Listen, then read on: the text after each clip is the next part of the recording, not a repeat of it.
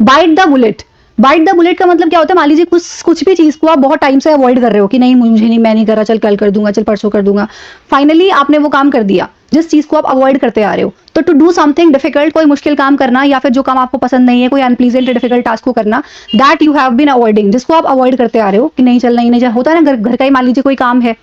और आप बहुत टाइम से अवॉइड करते आ रहे हो, हमारे पंखे साफ करने का काम है, आप बहुत टाइम से अवॉइड करते हो और आज आप फाइनली उस काम को कर रहे हो, तो उस समय आप कह सकते हो कि I am biting the bullet, मतलब कि मैं एक डिफिकल्ट टास्क कर रहा हूँ जो मैं अवॉइड कर रहा था। इस तरह से आप इसको सेंटेंस में डेली यूज कर सकते हैं। मैंने सिंपल सेंटेंस बताया और देखो कैन सेंटेंस में कैसे बोल सकते हैं इसको। I will bite the bullet and clean the garage this weekend, इस हफ्ते मतलब मैं डिफिकल्ट टास्क जो मैं टाइम से अवॉइड कर रहा था वो करूंगा, गैरेज को क्लीन करने का। ठीक है, तो इस तरह से देखो आप सेंटेंस को यूज कर सकते हो। फॉर एग्जांपल आप कह सकते हो I will bite the bullet and clean the fan this weekend, इस हफ्ते मैं पंखा साफ कर दूंगा और ये डिफिकल्ट टास्क ले लूंगा। I will bite the bullet, है ना, तो I will bite the bullet मतलब ये काम इस हफ्ते हो जाए, इसका मतलब ये काम हो जाएगा। He did not want to go to the dentist, वो डेंटिस्ट के पास नहीं जाना चाहता था, but he had to bite the bullet, लेकिन अब उसको जाना पड़ेगा। ठीक है, लेकिन उसको जाना पड़ा, पास्ट की बात है, वो नहीं जाना चाहता था पर फिर उसको जाना पड़ा।